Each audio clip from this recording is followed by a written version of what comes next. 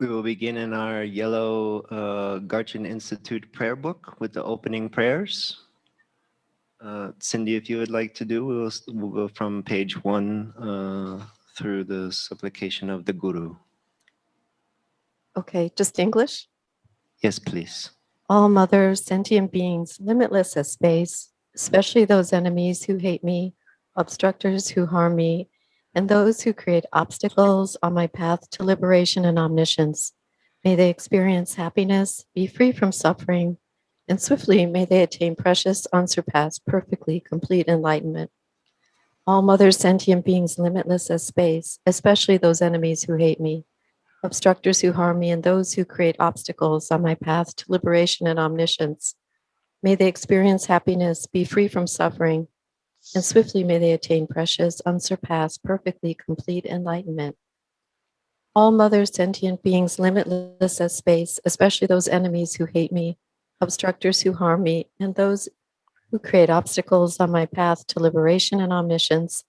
May they experience happiness, be free from suffering, and swiftly may they attain precious, unsurpassed, perfectly complete enlightenment.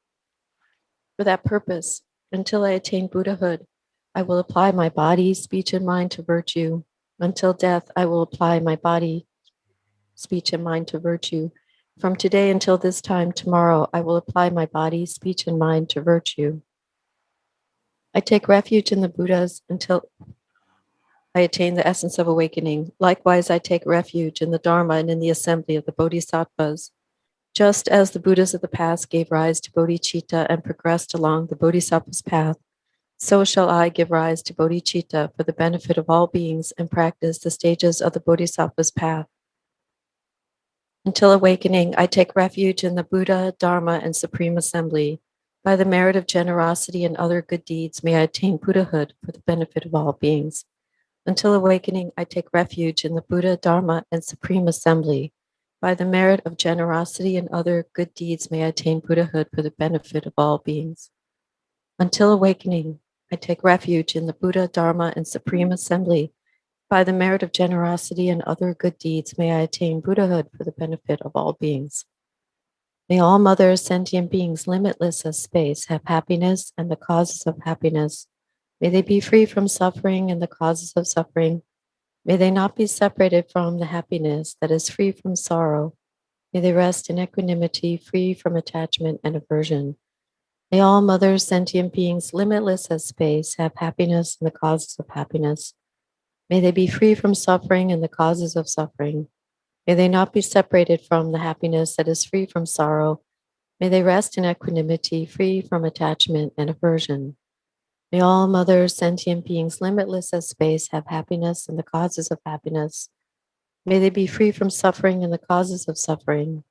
May they not be separated from the happiness that is free from sorrow. May they rest in equanimity, free from attachment and aversion. An infinite array of worlds, each with 4 continents and the wealth of infinite oceans of realms. If I bring them all to mind and offer them without exception, please hold with compassion all the beings they contain. My body, enjoyments, and whatever I own, my aggregates, elements, and sense sources, my aspirations now and in times to come, as well as everything I grasp as mine. By offering them all, may I be blessed with the end of self-grasping. Completely liberated from the bounds of real and unreal, transcending the names and attributes of arising, cessation, and abiding, coming and going, affirmation and denial. The supreme mandala is the natural state. By offering it, may I be blessed to attain the state of Buddhahood. Om Guru Dewa Dakini Ratna Mandala Praticha Soha. Namo to the Guru, the utter purity of all appearance and existence. I offer all appearance and existence arisen as the primordial ground.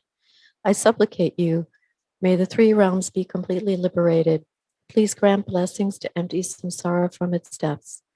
Lord, with 5 omniscient wisdoms, crown, ornament, kind one, with loving nature, precious protector of beings, heart of all Buddhas, inexpressible by words or thought, I supplicate you from the core of my mind. Bless me from within the state of Dharmata. Bless me to realize this mind, primordially pure and unborn, as the unfathomable Dharmakaya. please turn the wheel of the Dharma of the greater and lesser vehicles and the teachings common to both according to the dispositions and mental capacities of sentient beings.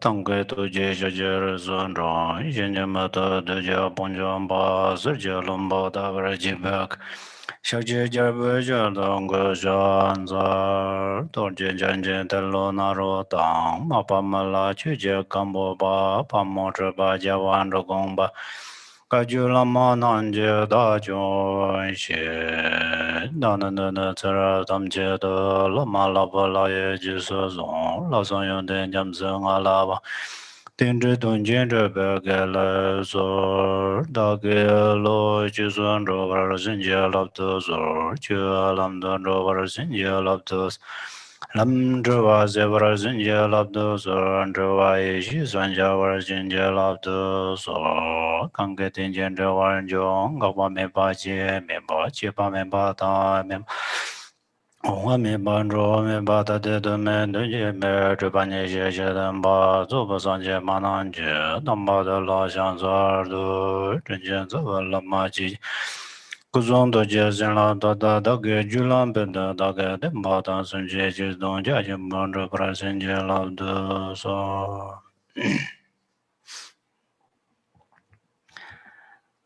Many Tashdele, the Dharma friends. Today, our teaching is on the 14 root downfalls of Samaya. Actually, in the Vajrayana vehicle, there are thousands of Samayas. The reason there are thousands of Samayas has to do with the Vajrayana vehicle having many methods to become enlightened in this life with this body. So then, now, for example, when we receive each empowerment, we have to keep many samayas because the life force of empowerment is samaya.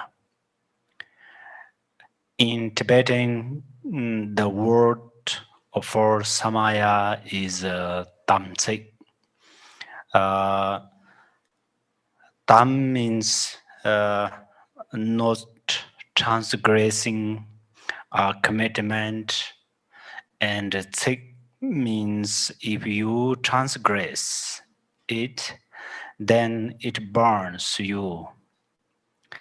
But if you do not transgress this commitment, it burns your negative karma. Then there are many root and branch samayas, but it's quite hard to keep these thousands of samayas purely. But the main root samayas are included in the 14 root downfalls of samaya. So we have to keep the samayas listed in the 14 root downfalls. So we clearly have to know what are these 14 root downfalls of samaya. Then it will be easy to keep our samayas. We are practitioners of the Vajrayana vehicle and Sutrayana vehicle. That means that we hold vows and obtain siddhis. These siddhis are received through our pure samaya and pure vows. Then in the Suttarayana, there are lots of vows, but some of these are not relevant to lay practitioners, but we all relate to these Vajrayana vehicle samayas. The reason is if we have pure samaya, then our body, speech, and mind are like a clean vessel. Then the dharma is like nectar. So we need to clean vessel into which to pour the nectar of the dharma. Because if we don't have this clean vessel, then no matter how pure and clear the nectar, if we just pour it into our dirty vessel, then this nectar will not uh, mm, this nectar will also become a worthless thing.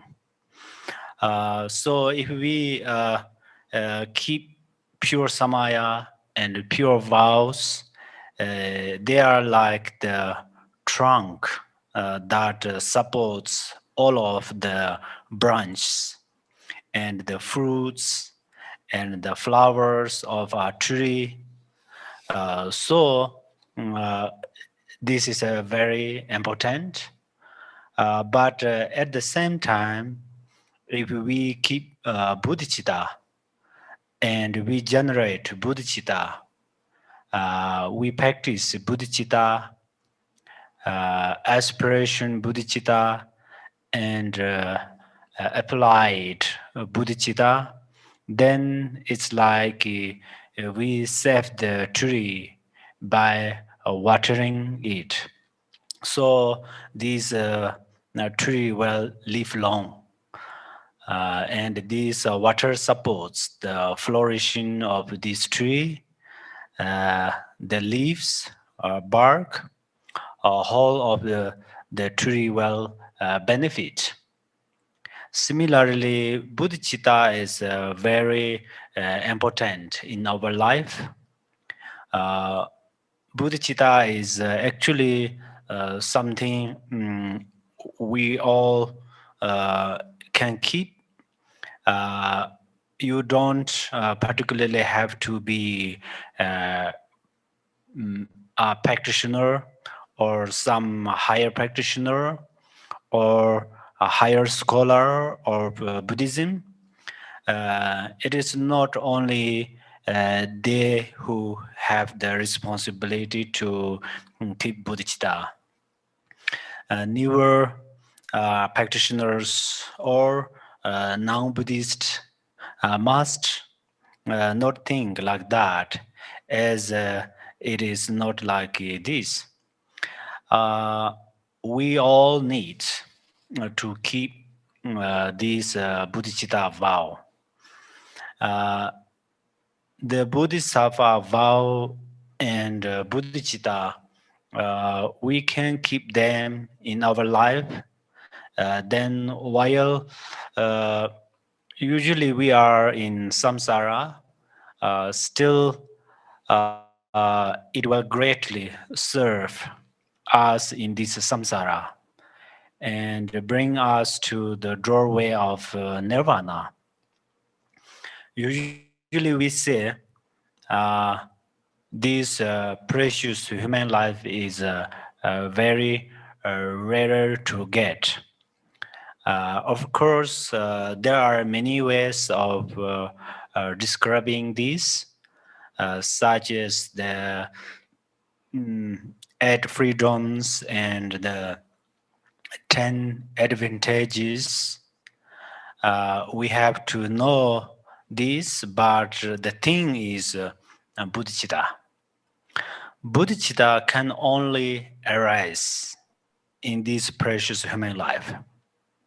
That's why this life is precious. So we have to generate bodhicitta because all mother sentient beings, especially our Vajra brothers and sisters, they have cultivated wonderful merit since beginningless. And right now they have found this human birth, which is extremely difficult to find. But whoever is born is subject to change and death. And then, and when they die, the cause and result of virtues and non-virtues actions are undeniable. And then they continuously the cycle in the three realms of samsara, which is like in ocean of suffering. So also for the sake of our sisters and brothers, we have to greatly generate bodhicitta so that their minds turn towards the Dharma.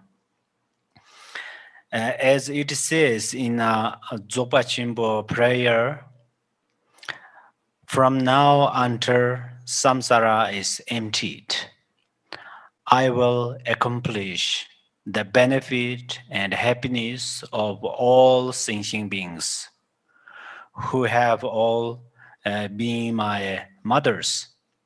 So we have to liberate all mother sentient being, all mother sentient beings, not only for creating uh, uh, temporary benefit.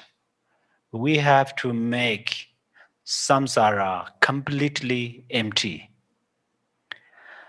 So then, what is the best method or the best thing to do to make samsara empty?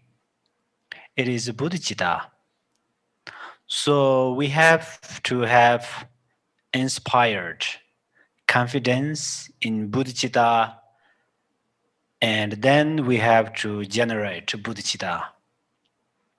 And of course, we have to combine uh, any of our practices, especially right now we have all these facilities. If we generate compassion, bodhicitta, we can make use of this opportunity. And we know how to generate compassion and bodhicitta. So this is extremely important. But then we did not learn how to generate compassion, how to generate bodhicitta spontaneously. Our knowing is the kindness of our guru.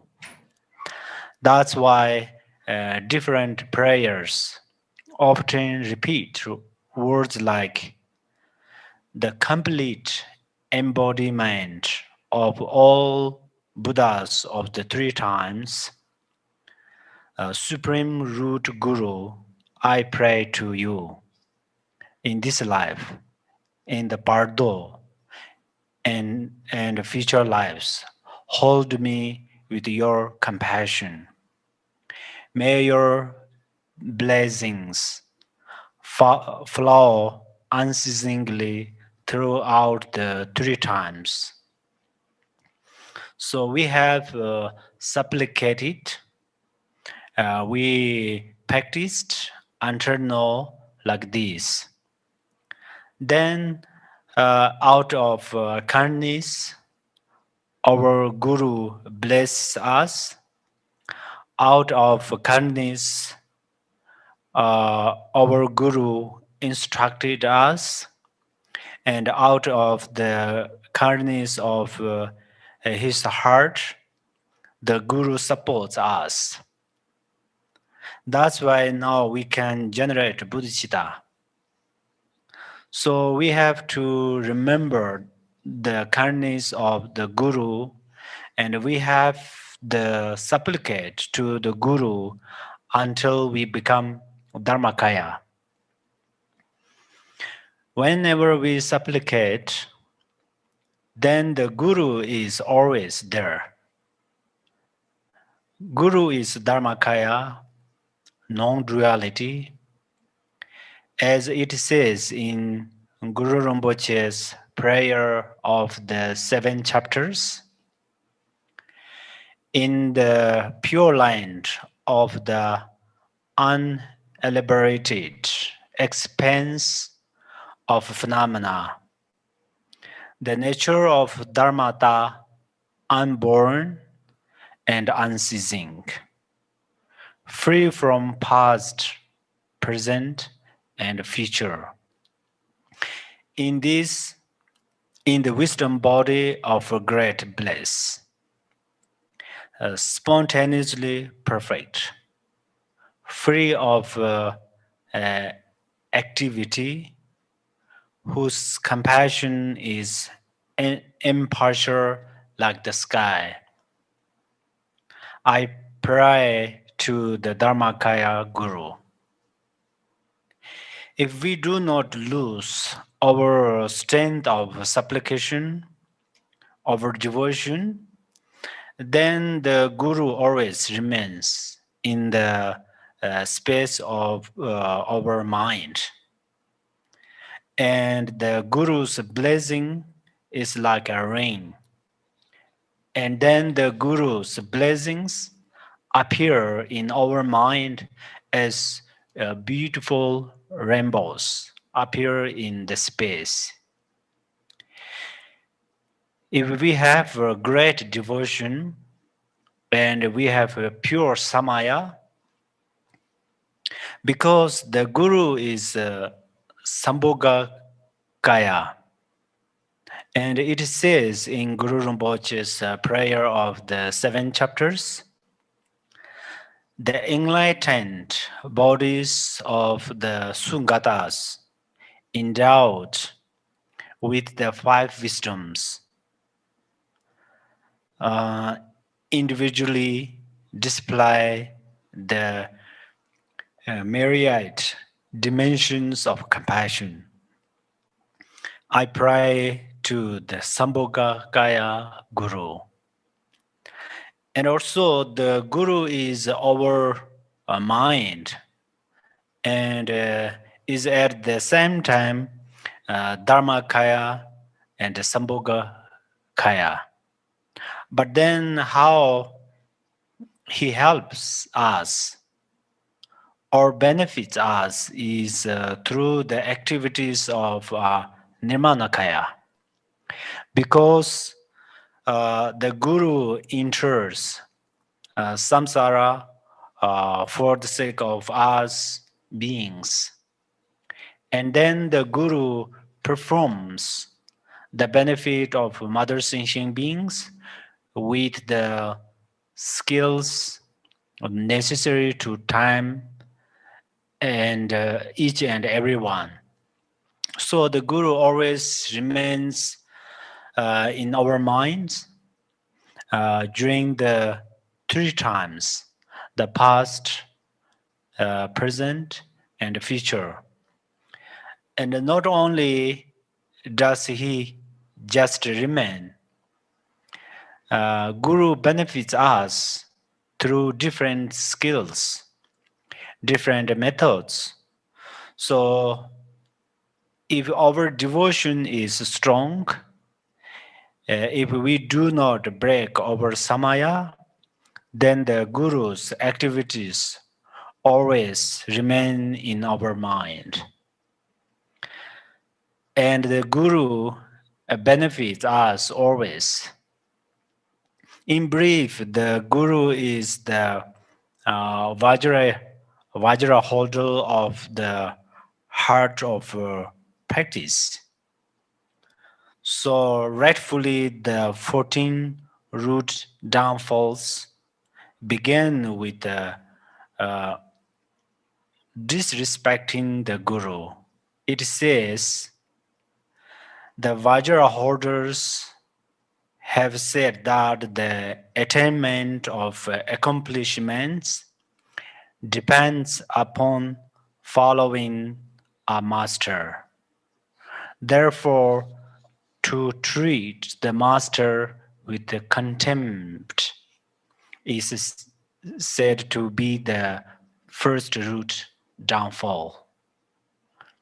So the Guru is whomever gives us a ripening empowerment or liberating instructions, and who shows you the path of the profound teachings of the generation stage and the completion stage. So if we treat them with contempt, this is the first downfall. Those who practice listening to the Dharma, reflecting on the Dharma, meditating on the Dharma, and tame their own mind and practice the higher view, meditation and conduct, and then they teach others and increase the Dharma and hold the Dharma. These practitioners are authentic gurus. They are authentic practitioners. So if we scorn in or look down on them, then this is the first downfall. In brief, it says in Lord Jigten Sunggun's fivefold Mahamudra, if the sunlight of devotion has not dawned upon the snow mountain of the Guru's four kayas, the following river of the Guru's blessings will not come. So persevere in this mind of devotion. So as we discussed, Guru is the four kayas: Dharmakaya, Sambhogakaya, Nirmanakaya, and innate kaya. Then we know Guru is Dharmakaya, and we believe in Sambhogakaya and experience the presence of the Nirmanakaya. But then what we don't know is Guru and our mind is the same. Our mindfulness is a Guru that we don't know. We don't know this actually because we don't have enough devotion.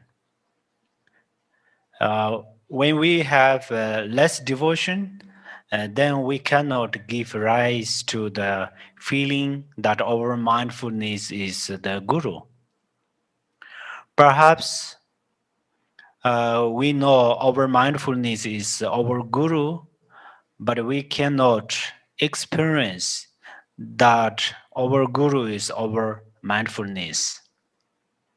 The reason this happens is that perhaps we identify separately and think guru means this person on the outside who kind of may wear red and yellow colors and sometimes shows uh, smiles, sometimes displays wrathful actions, or sometimes see different behaves in different ways. And we point that out and say, oh, that is a guru. And then between guru and us, we have make a gap. This gap is made by our thoughts. That's why then we cannot think the guru is our mindfulness or mind. But if we have a strong devotion, and not only devotion, but through devotion, we practice experientially. We meditate, and then we can understand that the guru is our mind or our mindfulness. The guru's mind is compassion, bodhicitta, and intrinsic awareness. So that intrinsic awareness and the nature of our mind or the nature of our mindfulness is intrinsic awareness. 7 verses of Tara, it says, mindful mother goddesses, please protect those who have seen the nature of mind, so difficult to realize, but do not habituate it, and so remain lost in negative activities. So it says, Mother Goddesses, who is this? This is Tara, right? So our mindfulness is Tara. Our mindfulness is Guru. They are no different. For example, if you have a red ball and inside it is a space, and you have another yellow ball, inside of that yellow ball, there is a space. They still are different because they are different balls. And then they hold separate spaces. But if we break these balls, the space inside them is non-real.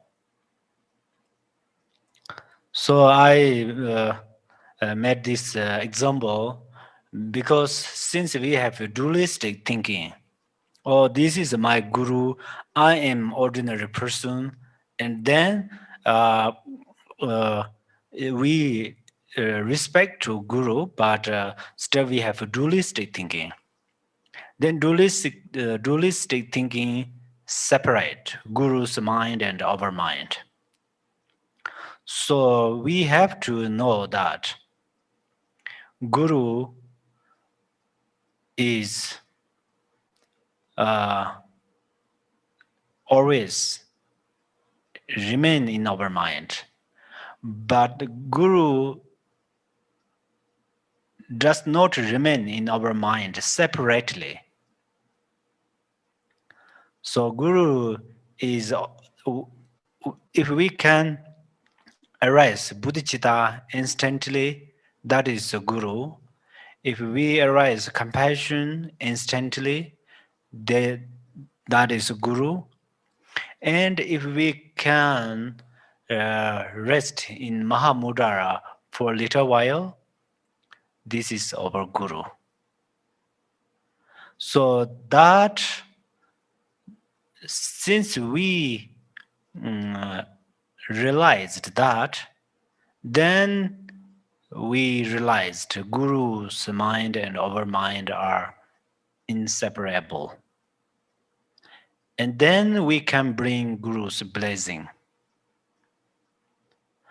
So this is very important. And then, so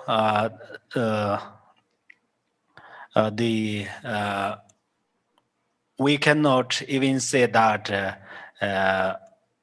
these spaces in the balls are same when they are remain separately because it is beyond the same and different. That's why this is one way how inherently the Guru's mind and our mind same. Pamudrupa said, if the Guru is not recognized as Dharmakaya, a recognition of oneself as Dharmakaya is a lip service. Lord Jitin Sungkun said, if the Guru is seen as an ordinary being, one may have a higher realization, but you are led astray by experience. One may have a perfect experience, but be influenced by sleepiness. One may look like a Dharma practitioner, but be dominated by afflictions. One may look like a disciplined person, but have broken samaya. So the best thing is we have to recognize our mind is a guru, and the guru is embodiment of 3 times Buddhas. If we cannot recognize it, still we have to remember the Guru's kindness. As it says, the pledge of the Father Tantra. In the Samayas of the secret mantra, in the King of Compassion, Father Tantra, in the Queen of Core Emergence, Mother Tantra. It is said that supreme and ordinary siddhis and all the results from the base and path. Without having devotion to the Guru, none of these results will arise. Haven't you noticed this? So we are so grateful to our Guru at all times. First, Guru helps us to open the wisdom eyes to see the karma. What is the cause and what is effect? Second, the Guru helps us to understand our Rigpa. What is Rigpa? So Rigpa, according to different types of philosophy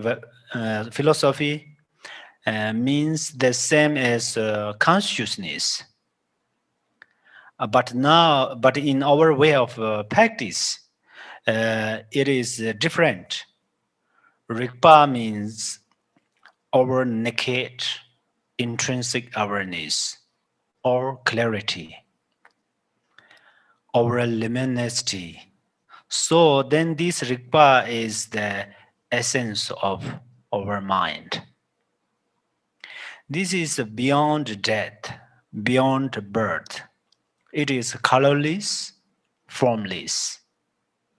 So that it colorless means there's no attachment. That it is formless means there are no exaggerations. There's no death means there's no suffering. No birth means that happiness is not temporary. This innate mind or naked mind or rigpa is our real nature of mind, our dharmakaya. So, who introduced this? This is introduced by our guru. As Gampopa said, the essence of my ordinary mind is Buddha, but I did not know it. I have only known it through the introduction by Lord Buddha, who comes in the form of an ordinary person who is Malarepa. So, where we found this intrinsic awareness or naked Rigpa is in this ordinary mind. That's why we inherently have this Buddha nature. Dromdumba also said, I already know my essence of mind, but I didn't know until my guru introduced me know it. So that's why no matter how advanced to your practice is, you still have to follow a guru to recognize the essence of ordinary mind. It is only the guru's kindness that helps us to realize. So guru helps us to become instantaneously enlightened. The guru helps us to instantaneously become Buddha. So what we need more than anything else from the guru. Then how do we realize the essence of ordinary mind? As Malarepa said, I, the yogi Malarepa, look nakedly and see the essence. What I see is beyond concept. What I see resembles space, free from motions. Resting still, I realized the true nature. All things are empty. Their empty essence is what I realize.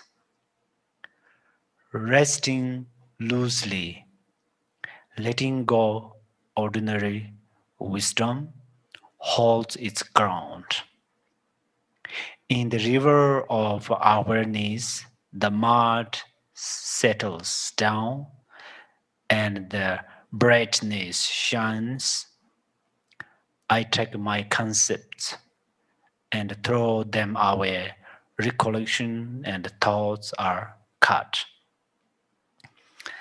The deep abyss of the six realms has been sealed completely. That's over for me now. I know for sure my mind is Buddha. So there is nothing I need to gain or achieve.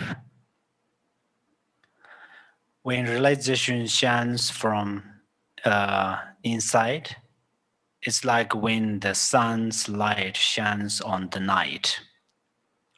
All my thoughts, the whole collection, and disturbing states of mind, without effort, in their own place, disappear and are now gone. And second, it says, to transgress the words of the Buddha is said to be the second downfall. This means if we already have liberation vows, the Bodhisattva vow, and then the Tantric vows, Tantra vows, or we already have the refuge vow, then if we don't know what to observe or keep in order to remain purified, and your delator and these vows, and also Buddhas and Tathagatas and Sungatas, they become enlightened through their power of bodhicitta and their power of compassion, the power of emptiness, Mahamudara, and Dzogpa Chimbo, and Madhyamaka, so they became enlightened Buddhas. But to become an enlightened Buddha does not mean they become unconscious or just feelingless. It means they become like the sun. Whenever the sun rises, then it has light and it has warmth. The sunlight helps to remove this darkness, and then people and these mother sentient beings, they can see, they can work and walk, and because of the sunlight. Many plants and human beings get lots of benefit from the sun's warmth. Similarly, Buddha became enlightened and then attained Dharmakaya, but still radiates like the power of clarity radiates Nirmanakaya, and the power of bliss radiates Sambhogakaya, and the power of compassion and bodhicitta radiate many Nirmanakayas. Lots of bodhisattvas and so on. Through these, the Buddha benefit all mother sentient beings in different ways. For example, not always showing perfect conduct. For instance, the Supreme Buddha is like a role model as he displayed perfect conduct and so on. And through this path, became enlightened. They display, but some Mahasiddhis and Bodhisattvas, they display different actions for the sake of disciples, for the sake of mother sentient beings, liberation.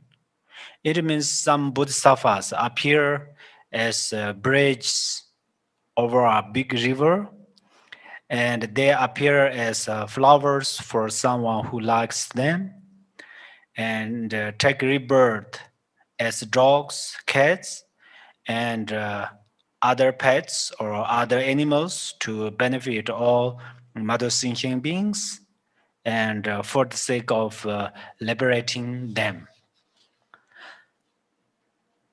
Now, at this time, we cannot see these, how they are appearing to benefit us, and we see them in different ways, and then we criticize or we look down or on them. Some of the Buddha's scriptures especially point out that Buddhas reincarnate to benefit beings. But if we don't care about that, then this is the second downfall. Sometimes we try to follow Buddha's instructions and Buddha's teachings, uh, but we can't exactly adopt virtues and we can't reject non-virtues. So all of these times we transgress the words of the Buddha. So we have to know how we can usually accumulate virtue day and night. If we combine our mind with bodhicitta, then our actions and speech transform into virtue. Even our sleeping and dreams, they also transform into virtue. For example, if we practice authentically, then sleeping is transformed into luminosity, and dreams transform into clarity, and so on.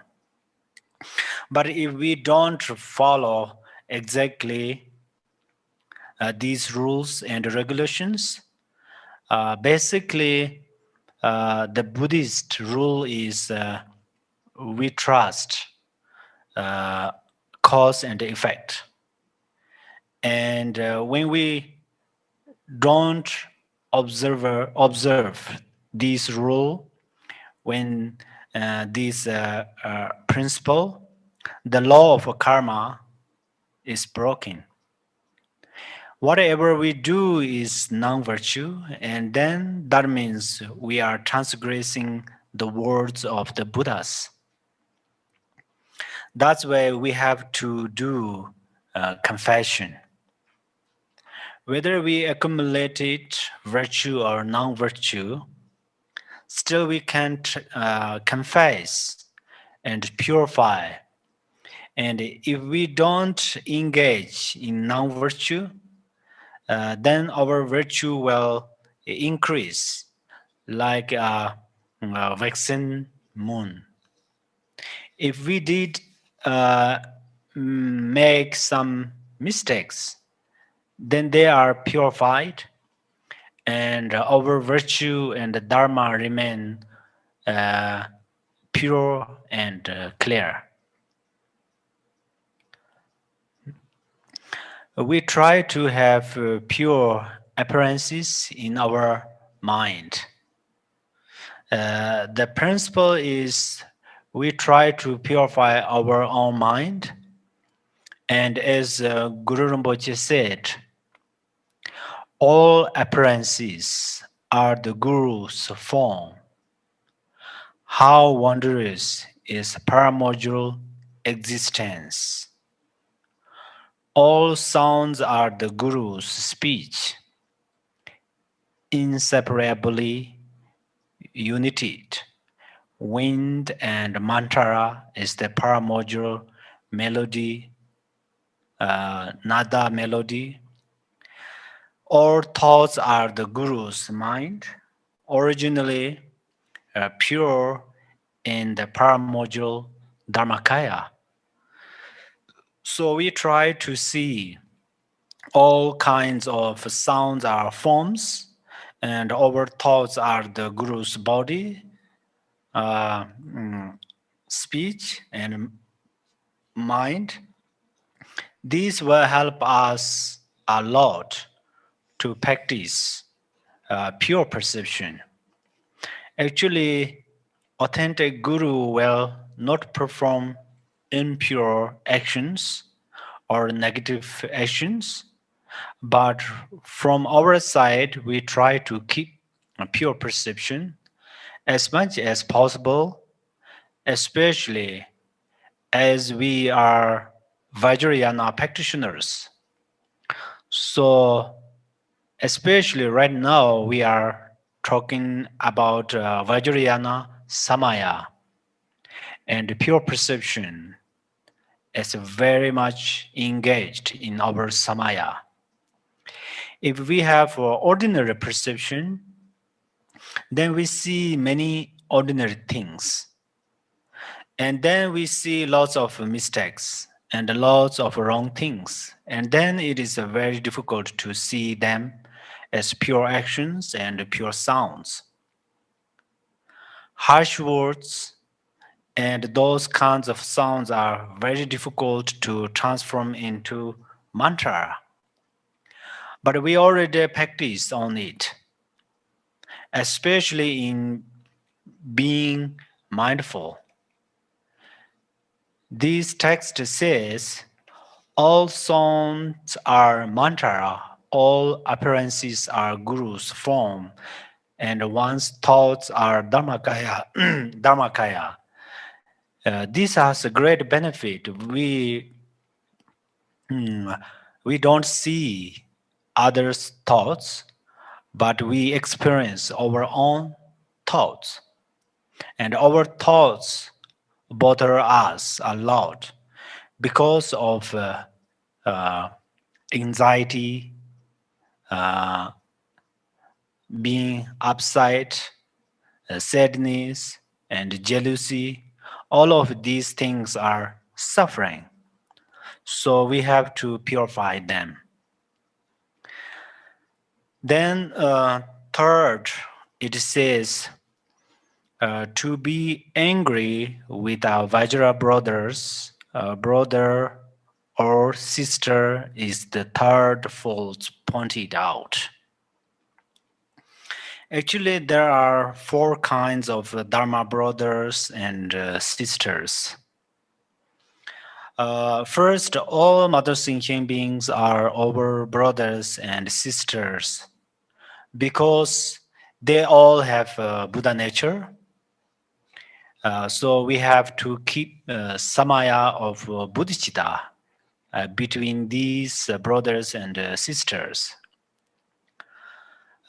Second, all Buddhist brothers and sisters are our Dharma brothers and sisters.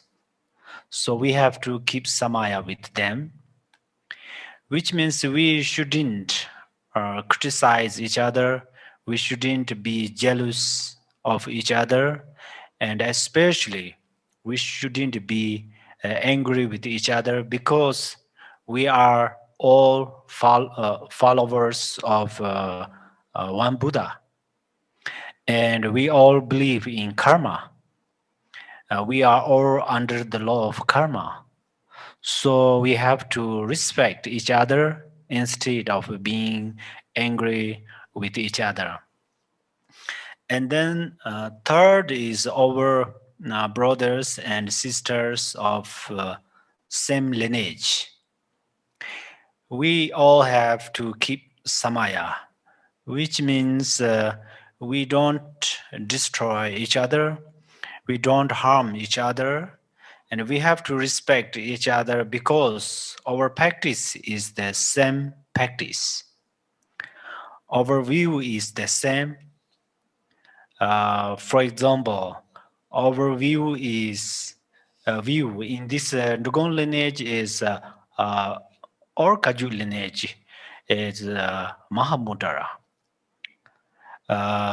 Especially in this Dogon Kaju lineage, our practice is fivefold Mahamudra, and our main teaching is the single intent or Gongchik.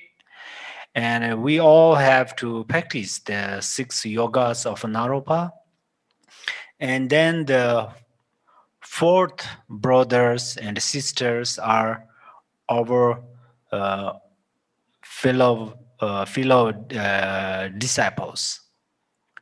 We all follow one root guru, and we practice in one mandala. We receive empowerment from the same Pumpa. We receive the same blessings, and so we have a special samaya. Our Dharma brothers and sisters are not only our brothers and sisters in this life. Actually, our biological siblings may be very important. But Dharma sisters and brothers are really the most important. And we have to respect each other. We have to help each other because with our samaya, our relationship is maintained until enlightened. Basically, for all mother sentient beings, we have one samaya, which is intrinsic awareness. It is the same as Buddha nature. As practitioners of the Bodhisattva path, we have the particular samaya of our bodhicitta.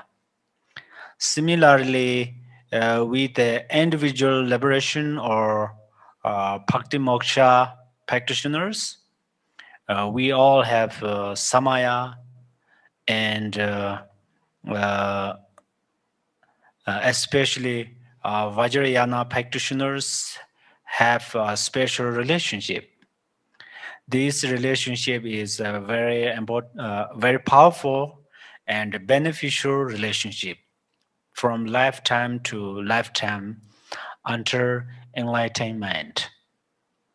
So if we receive many empowerments and do many Dharma practice together for a long time, then we automatically have a special relationship and samaya. Then if we look down on or scorn our Vajra siblings, then this is a very serious non-virtue. As Shantideva says, if of such a gathering of supreme excellence, a training part appeared in sentient beings, the three words making difference, three making offerings to them would be a very little things. So this part is actually, if you arise angry emotion instantly, at that time, mm, it broke your virtues of 3 times. It says in the Shantideva's, Shantideva says that, but we have to understand their meaning, because someone think, oh, then one time I arouse my angry emotion, so maybe no, I have nothing, any virtues. Maybe someone thinks like that, but this means it's the angry emotion block to ripen the result of your virtue, because angry emotion is a very strong emotion, so then it cover these your virtues and the result of virtue. But one time, well, ripen this result of your virtue, because this is karma. Karma never betray to us. But at the same time, you don't ignore to your angry emotion when this is arising. Perhaps you think, oh, angry emotion destroy virtues. It does not mean it completely remove my virtue. It means it only cover for a little while. Then through this understanding, it will possible you just let arise many angry emotions. So you have to utilize your own spiritual wisdom, and then we have to we have to realize the karmic cause and effect, and through this way, if we practice, then mm, we can uh, bring, we can create many benefits through our bodies, action of our body, speech and mind. So this emotion of anger is a very serious non-virtue, and to be patient is a very powerful virtue. We have freedom now. We can be patient or we can be angry. So this is in our hands. Actually, anger has another quality.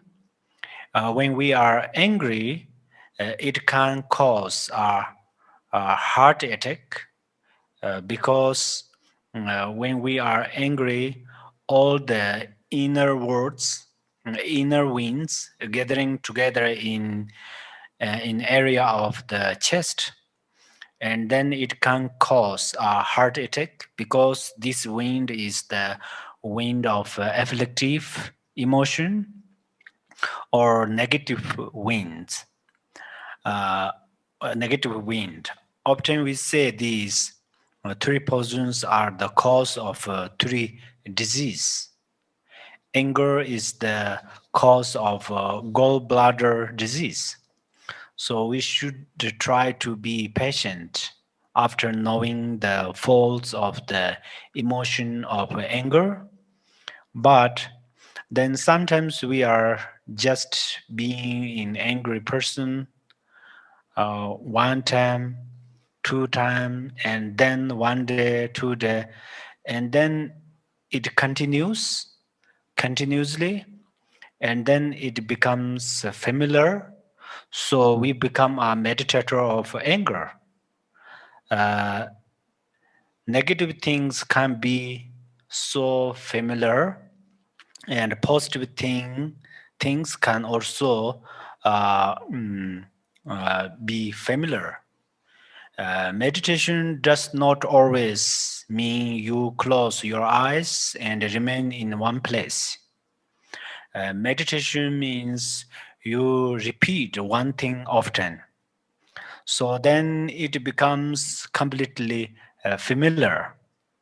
So anger is a very harmful emotion to us. Anger burns our peace of mind. So we have to conquer anger, especially in the Sutrayana way. There is an antidote, which is patience. But in the Vajrayana way, however, we don't say we have to conquer the emotion of anger, but we have to become naturally free from anger, which means we have to see the essence of anger. If we can see the essence of anger, then this is a clarity, or the result is a mirror like wisdom. To practice, to become someone who can see the essence of the emotion of anger, when your anger arises, you are mindful. Uh, you acknowledge that, and then you change your focus. Don't focus on someone else, and especially not on their faults. Uh, uh, you just focus on the on ahong syllables. For example, between your eyebrows or your forehead, there is a weight on. At your throat is red ah, and then move the blue hong at your heart, and then you scan and repeat it. Then your winds of angry emotion scatter, and then you will calm down. You will be less angry. Or sometimes if you direct your focus to right arm on your forehead, it will help. And especially at that time, if you visualize your Yadam deity and the Guru and supplicate the Guru, then it will melt your anger. So the best thing is to see the essence of angry emotion, and then you can become free from anger naturally. And then you will achieve the mirror like wisdom. Okay, then next is the fourth Samaya. It says the Buddha taught that to abandon love for any beings is a fault. So if we abandon love for any beings, this is the fourth downfall. Sometimes we see uh, other people or people look down on other people, and not just to people but to other sentient beings as well. When you see this happen, if you rejoice in it, then you break your Vajrayana Samaya. Actually, bodhicitta is the life force of the Buddha Dharma. For that reason, you should keep it like your heart or your eyes, and take care of it like your eyes. Especially since you have these tantric vows, you must be careful of each and every motivation. And if any single moment are malicious thoughts uh, or uh, covetousness arises, immediately purify it. To break this samaya, you don't have to act physically. You don't have to use harsh words. But if you only rejoice when someone harms other person or kills other beings, then at that time you break this samaya. You need to be very, very careful. Sometimes it looks like Vajrayana practitioners have a lot of freedom. It seems whatever they do is okay.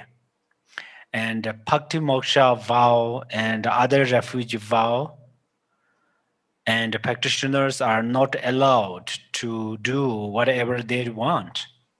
It seems like that, but it isn't really like that. When you see some practitioners do everything and it seems okay, it means they are free from thoughts, from all negative thoughts and negative perceptions. But since you have ordinary perceptions, then you have to be careful, more careful of Vajrayana vows than others, because they are easier for you to receive than the other vows, because it is easier to receive the Vajrayana vows, because you participate in the empowerment, you repeat a few lines, you receive the 20 vows. But they are easier to break than other vows. So be very careful. And also, if you break these vows, then the result is very heavy. There will be serious suffering. You can break this samaya just with negative motivation. But the result you will experience will be the hell realm or lower realms. I don't want to scare you, but you have to think carefully about this samaya. And if you keep your samaya, the power is that with one life, with one body, instantly it will help you to become enlightened. And then, fifth, it says to abandon bodhicitta, the root of the Dharma, is fifth. You should think that through the power of your bodhicitta, you will liberate all mother sentient beings from the sorrow of suffering. This kind of thinking or mind is real bodhicitta. There are three kinds of ways for bodhicitta to arise. One way is to arouse bodhicitta like a king, which means like someone who becomes a king and then uh, takes care of all his kingdom and people. Similarly, you practice bodhicitta to become enlightened first, like Amitabha Buddha, and then you create a pure land and liberate mother sentient beings and invite them to your pure land. This is one way. The second is to arouse bodhicitta like uh, what's the herdsman. Herdsman. That means you don't expect to become enlightened. Even if you have to be reborn in the hell realms and the lower realms for the sake of mother sentient beings, still you will be patient. Patient. You will accept it. And even if you have to commit some non-virtue for the sake of others, you accept it. So you will liberate all mother sentient beings, like a herding sheep inside the fence, and then closing the gate so they are protected. The other way is like a boatman, or how ships how to say ship's captain, right? Captain cross from this side to the other side with the passengers. Then you are all protected from the water or ocean or river because you are all in the boat, and then you all cross the river or samsara uh, together like that. When you arouse bodhicitta, there are countless mother sentient beings.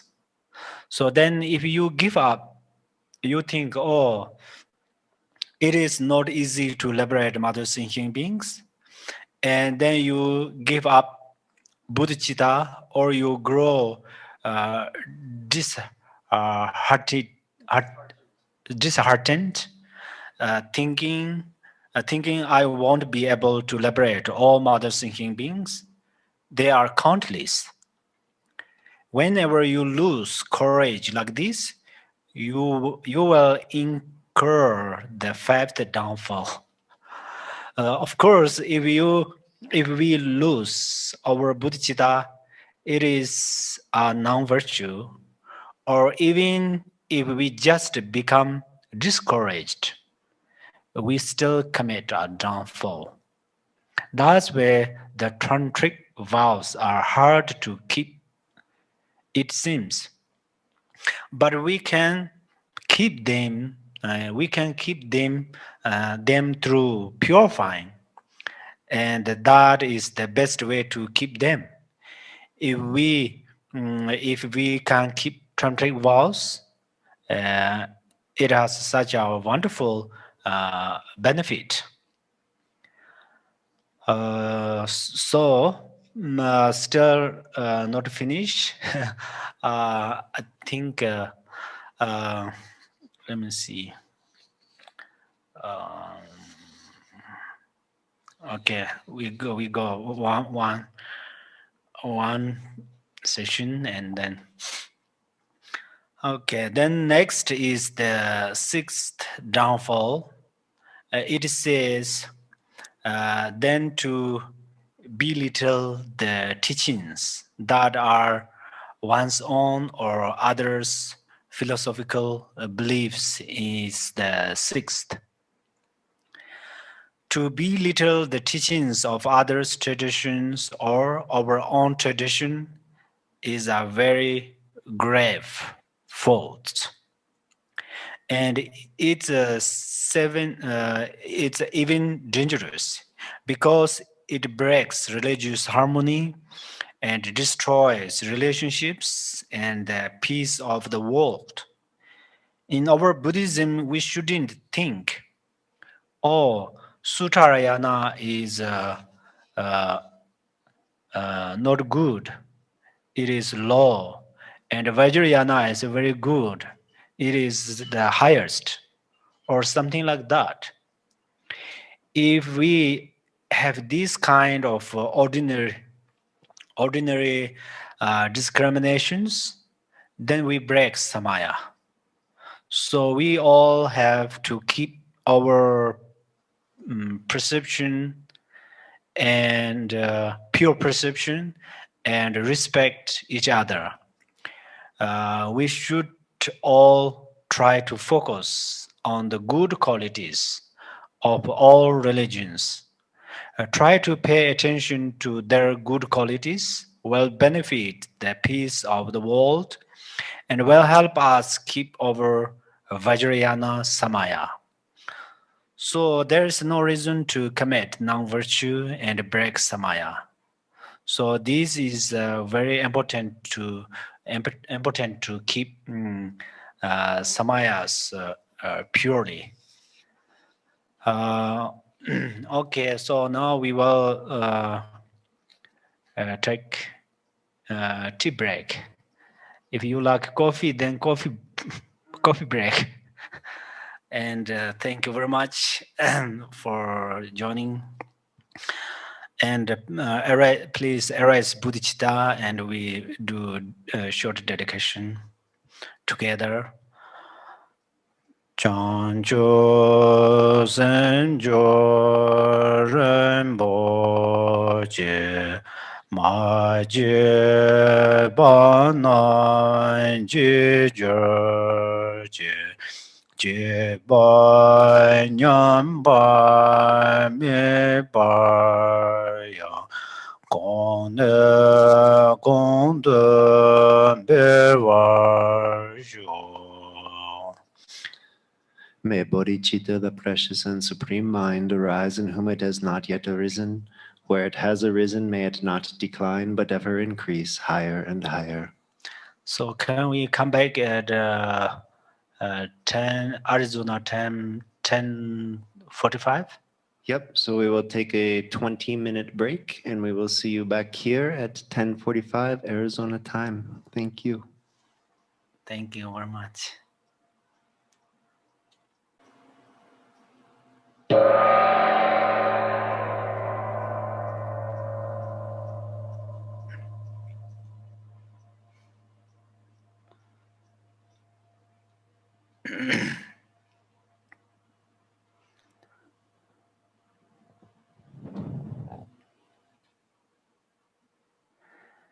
Happy Father's Day. His Eminence Garchen Rinpoche often said, all male who has compassion, they are compassion Buddha, and all males who have females who have compassion, they are Tara. In the way of Vajrayana, we need this perception, and the way of Mahayana, we need bodhicitta perception, which means all mother sentient beings are, all beings are our parents. Okay, so now we will continuously discuss. So the seventh Samaya says to disclose the secret teachings to sentient beings who have not fully matured is seventh. Actually, there are some particular sentient beings who are not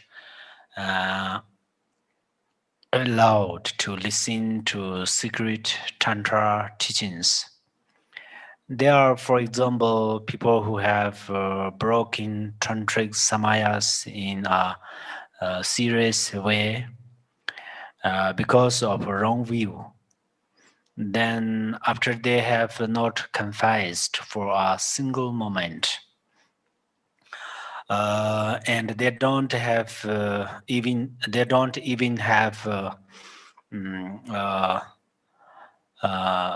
the intention to confess.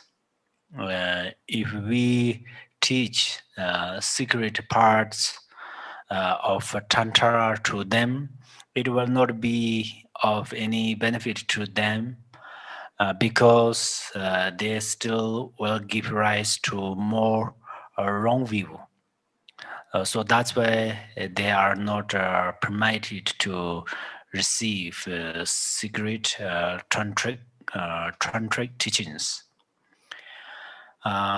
We are not allowed to teach them. If we do teach them, then we incur the seventh downfall. Usually, Vajrayana is secret. And whether it is a secret or not depends on the practitioners. Practitioners who have heard Vajrayana method teachings, if you can arouse pure perception, and if you can arouse enthusiasm, then you will understand through your practice. And then the secret Vajrayana isn't secret for any of you. But when some people hear Vajrayana teachings, they feel uncomfortable. Uncomfortable means that a wrong view immediately arises. A wrong view or the wrong kind of doubt. One kind of doubt is thinking, what is this about? And you are willing to learn something. This doubt is fine. But another kind of doubt is to think that doesn't seem true. Maybe you haven't completely decided, but you already think it is probably not true. In the circumstance of hearing about mandala and all of the Yidam deities uh, filling this universe and so on, and especially hearing about non-duality, if you are thinking, maybe not. If you have that kind of a doubt, then that means it is kept very secret from you. That means you make it secret by yourself. The next one is the eighth Samaya. It says to abuse one's own aggregates, the embodiments of the five Buddhas is eight. Our five aggregates are the five family Buddhas. For instance, our consciousness is Akshobhya, and our feeling is Rana Sambhava, and aggregates of perception is Amitabha, and the uh, aggregate of formation is Amongasiddhi, and our body is Verochana. Then our inner sense perceptions are the six bodhisattvas. For example, eyes are bodhisattva Namkhanyingbo. In Sanskrit, it says Kashyangarbha. Ears are Vajrapani. Nose is Earth Bodhisattva, Shitingarbha. Tongue is Avalokiteshvara. Body is Bodhisattva Dipanamsar. In Sanskrit, Veshukambin. And then the mind is Manjushri. And then each and every chakra has yadam deities, and every channel and node has yadam deities. In brief, there are 42 peaceful yadam deities and 60 herukas, and all of them are in our body.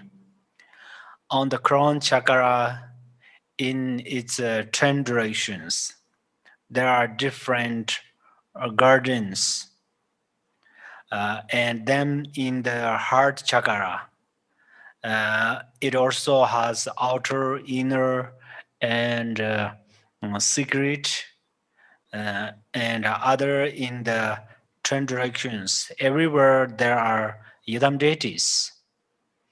That is how our body is full of yidam deities. If we do not recognize this, we think this is an ordinary body. And if we have this perception, then we break samaya. This body is really a mandala of yidam deities.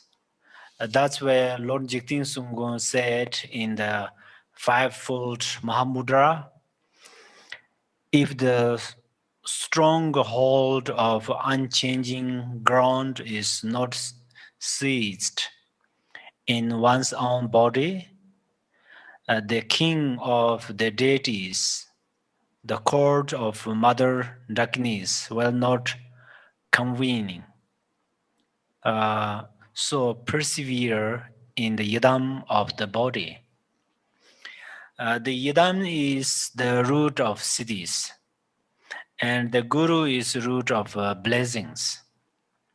They are our way of practice, and they are the result of our practice. So this samaya is very important. Then next is the ninth samaya. It says to doubt the pure nature of phenomena is the ninth. We said that our five aggregates are the five family Buddhas. The channels are mandalas of yidam deities, and that the six sense, outer and inner. are the male and female bodhisattvas. We don't make them like this artificially. It is natural. Like the sun's rays have different colors naturally, or when the sun and the rain come together, the rainbow appears naturally. Especially our mind is the Dharmakaya. But some doubt that it is a Buddha mind and think it is just taught as a skillful means. But inherently, there is nothing like all of these qualities in it. Especially our ordinary mind is a non-conceptual mind or non-duality or dharmakaya. And if someone doubts this, then this is the ninth downfall of samaya.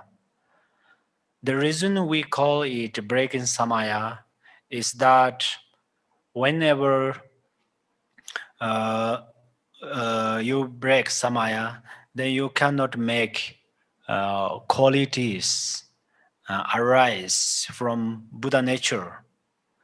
You already have Buddha nature. The only thing you have to do is purify the temporary obscurations. But instead, if you create extra obscurations, then you break samaya. That's why Lord Jigten Sungun said in the fivefold Mahamudra, uh, if the cloud masses of thoughts have not uh, subsided within the spacious sky of the nature of mind, planets and stars of twofold knowledge will not shine. So persevere in this non-conceptual mind. Twofold knowledge is the Buddha's omniscience. We all have this knowledge, but we have to purify our obscurations. And if we keep pure samaya, then it will help us to shine our twofold knowledge for the sake of Mother Singing beings. The next samaya is the 10th. It says, to maintain loving relations with the evil terrors is regarded as 10th. It is very unlikely for us to commit this non-virtue because it would be difficult for us to have enough bodhicitta for those kinds of living beings who are suffering. When we hear about these serious wrongs that they commit, then it's very hard for us to generate bodhicitta. This downfall is more related to higher practitioners, those who have more power. In any case, the enemies of the teachings destroy the Dharma and they criticize the three jewels. They rob monasteries' wealth. They criticize the Mahayana vehicle. They harm the Guru and they destroy others' practice and criticize Vajrayana. Never, not even for a moment, does bodhicitta or compassion arise in them, and they have a wrong view of cause and effect. So these kind of people are the object of wrathful practice, not peaceful practice. As I mentioned, to conquer them through wrathful practice is only for the higher practitioners. In the Vajrayana, it said, for instance, if you conquer someone through wrathful practice, then you need the ability to bring them to happiness afterwards.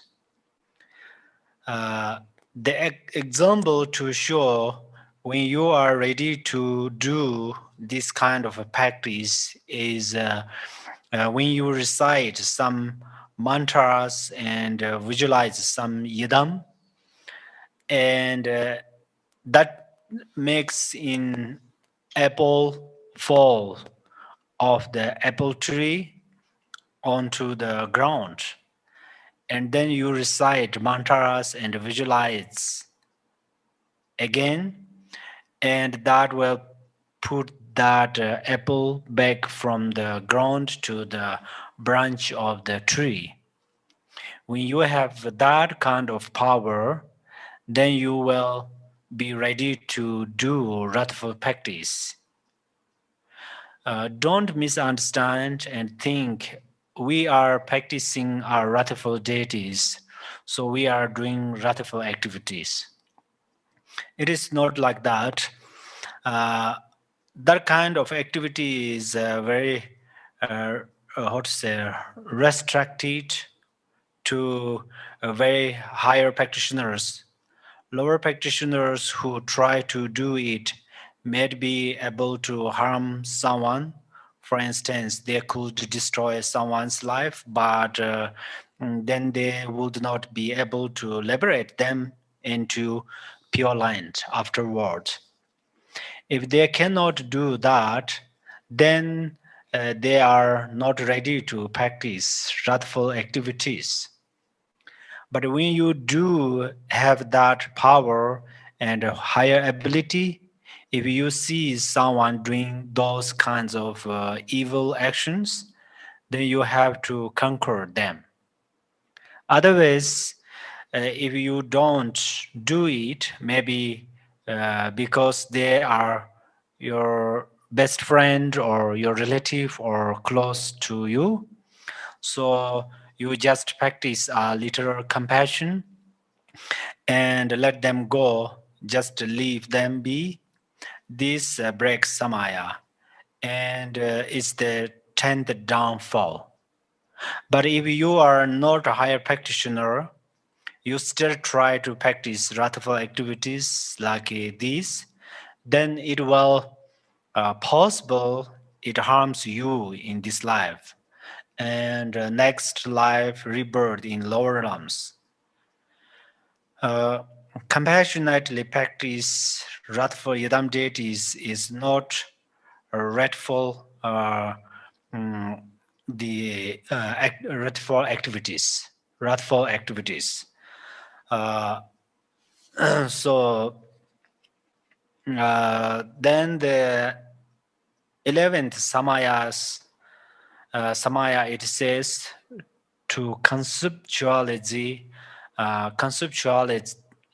conceptualize phenomena that are without names and labels is 11th. This is regarding ordinary perception and concepts. We think, oh, this is right, this is wrong. This is a tree, this is a house. We have the perception that everything is solid. But everything we perceive is inherently emptiness. It doesn't truly exist. So we have to realize this, especially the practitioners of the Vajrayana. We have to realize emptiness, and it is best to have a pure perception. all this environment is the mandala. And all thinking beings are male and female Yidam deities. Even our anger and other 5 afflictive emotions transform into wisdoms. For instance, we purify them. That means we transform anger into a mirror-like wisdom. Pride transforms into equanimity wisdom. Attachment transforms into discriminating wisdom. Jealousy transforms into all-accomplishing wisdom. And ignorance transforms into the Dharmadhatu wisdom. If we can transform them into the wisdoms, and we can see everything with pure perceptions, but if we still fixate on our realizations and our experiences, then that is what this samaya deals with. That's why we don't want to fixate on our realizations. Telopa gave this instruction to Naropa. Son, you will not be banned by appearances, but you will be banned by fixation. That's where you cut fixation. He said that. And in the Vajrayana way, sometimes we fixate our on our higher view and some special experiences. And at that time, we have to be careful. This is something very important. Then how to cut the fixation is, in the Kanji's Mahamudra, it says, when you relax in an unaltered natural state, the bounds are released and you are undoubtedly freed.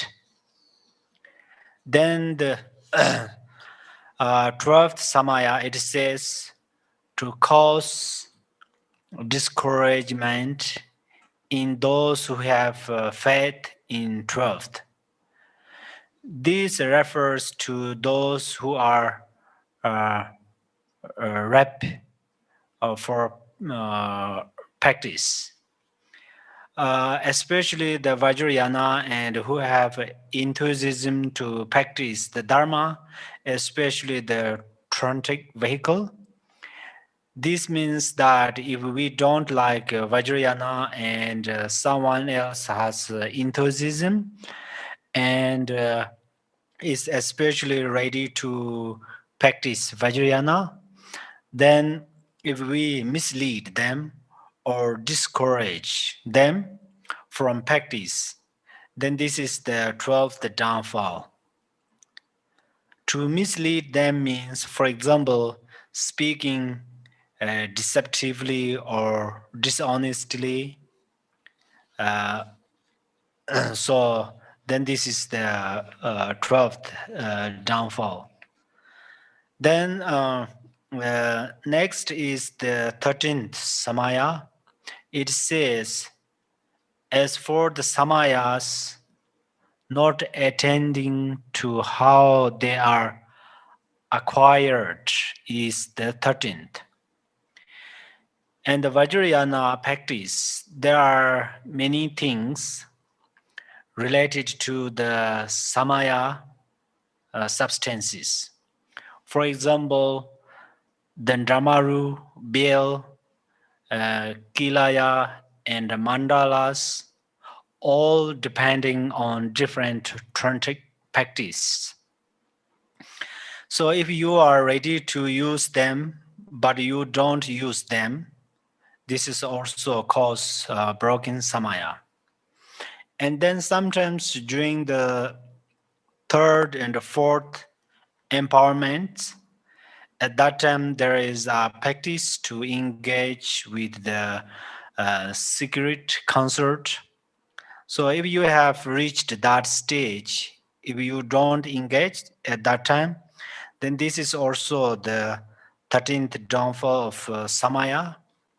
But there is a right time for everything. I mean, if you are ready to practice that, then you have to do that practice. But if you are not ready, then you shouldn't do it. This is a very important.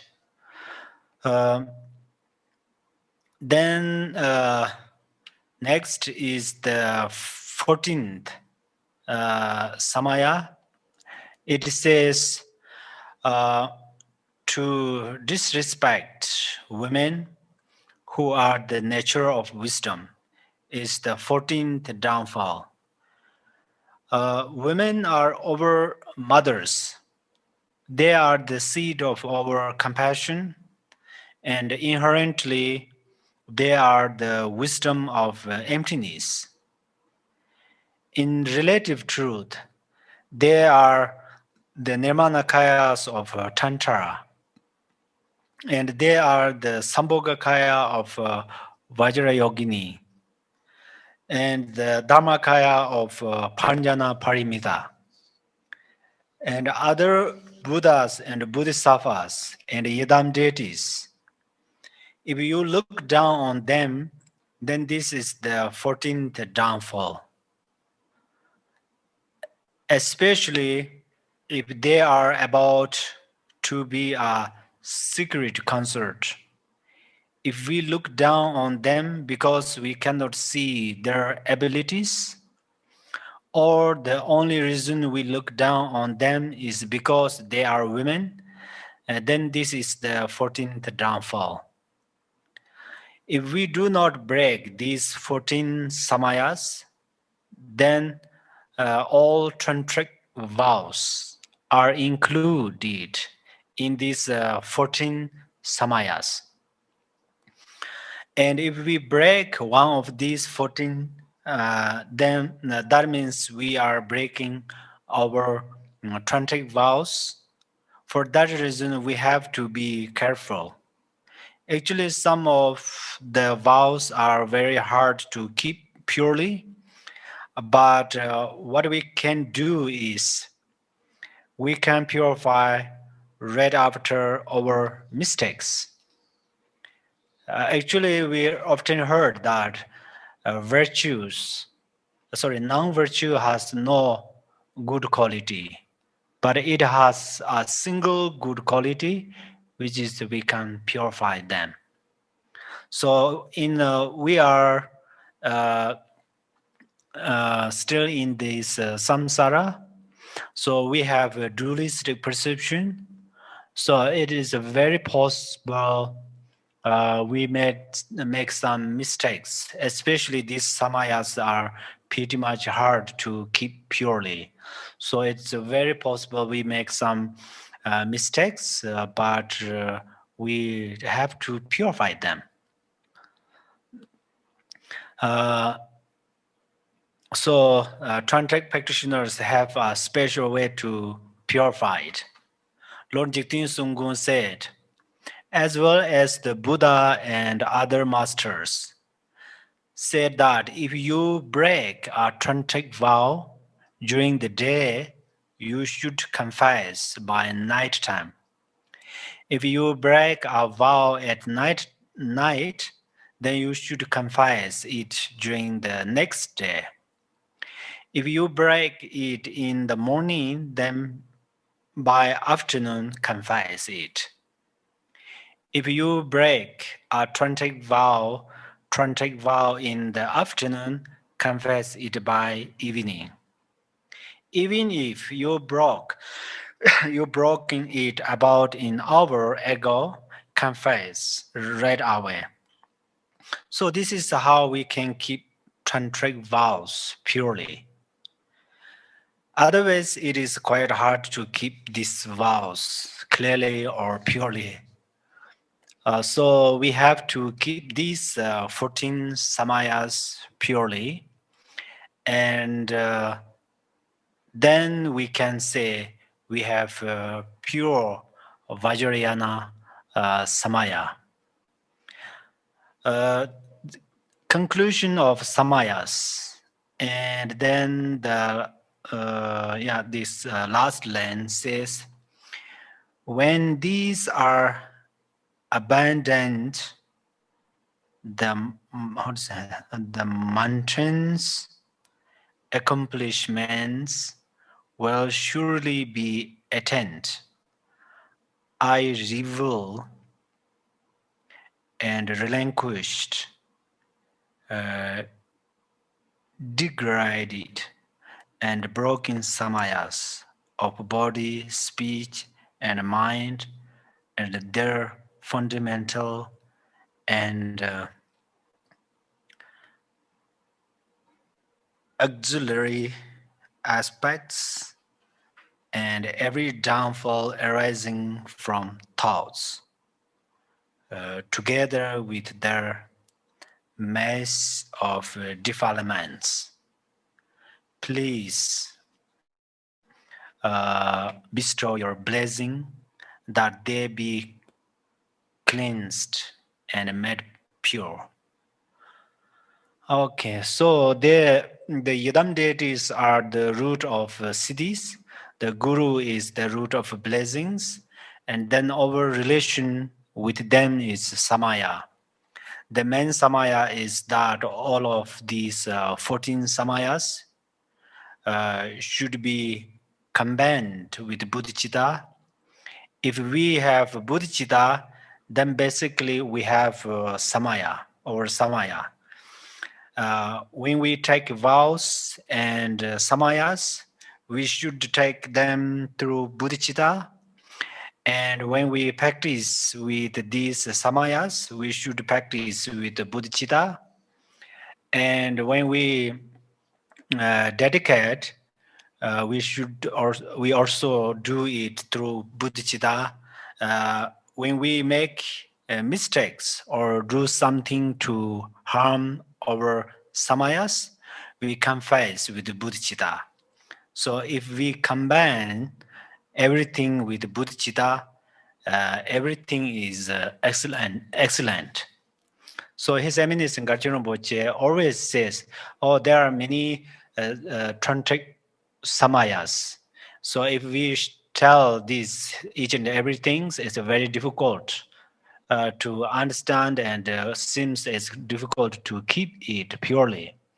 But you can the life force of samaya is bodhicitta, so you keep it." He always gave these instructions. So this is a really wonderful instruction, especially to us. We are quite hard to understand vividly about each and every tantric samayas. Even if we understand each and every these samayas, it seems quite difficult to keep them. Also, maybe it's we think, oh, it's very difficult. I can't do this. I can't do that. That's really it's possible to arise kind of this feeling. But what we can do is perhaps this is like a vehicle. If we just look outwardly on the vehicle, there are four tires and lots of things. It seems is we cannot draw it. But if we sit inside of a car and what is called with the what steer wheel, we carefully with this pay attentionally withdraw that, then we can reach very nice places, and we can reach in the shopping center, and we can buy lots of things, and we can save time and so on. Similarly, so if we keep pure perception, then all tantric samayas will be pure. So the principle is that, but of course we have to, if we learn something a little bit about this, uh, then and then we know, we understand more, and then at least we take care one of them, and then it has great benefit. So Lord Jigten Sungkun said, if you have you did not take a vow, or you take a vow after Brok, that which one is more benefit? Of course, you take one vow, at least one vow, even if you will break that, but it has a great benefit because this is a cause of mm, enlightenment. But it does not mean if the reason you break that, it means you take that vow, then you have a benefit. So we all have Vajrayana vow since we have received empowerment. Uh, I think you know much better than me, but so I try to remind you as much as possible. And then now I will go over the tantric vows. Uh, so the all vows are basically the same. We have to avoid negative activities, and we have to avoid accumulating uh, negative karma, and we have to gather positive karma and virtues through our body, speech, and mind. As Lord Jigten Sungku said, uh, the lower vows are the foundation of the higher vows. This means all the vows are interrelated. For instance, in order to receive the individual liberation vow, you must have the refuge vow. Then for the Trantic vow, we need to have the refuge vow as the foundation, as everybody knows. And then also we have to have the Bodhicitta vow. This is the main requirement. And then when you take tantric vows, you make the commitment that you will keep these vows until you become enlightened. This determination or commitment must arise from your dharma wisdom. It is not a casual, the accidental decision, or due to the influence of others. Not like that. It must comes from your clear dharma wisdom. This is very important. We receive tantric vows during empowerment. Empowerment from the texts. Basically, we receive them during in empowerment from our guru. The easiest vows to receive are the tantric vows, especially recently, because we receive the gurus bestowing gurus are bestowing empowerments, but tantric vows are the hardest to keep because they have lots of samayas, millions of samayas. It is even hard to know what each and every samayas is. But all of these samayas are included in the 14 root downfalls.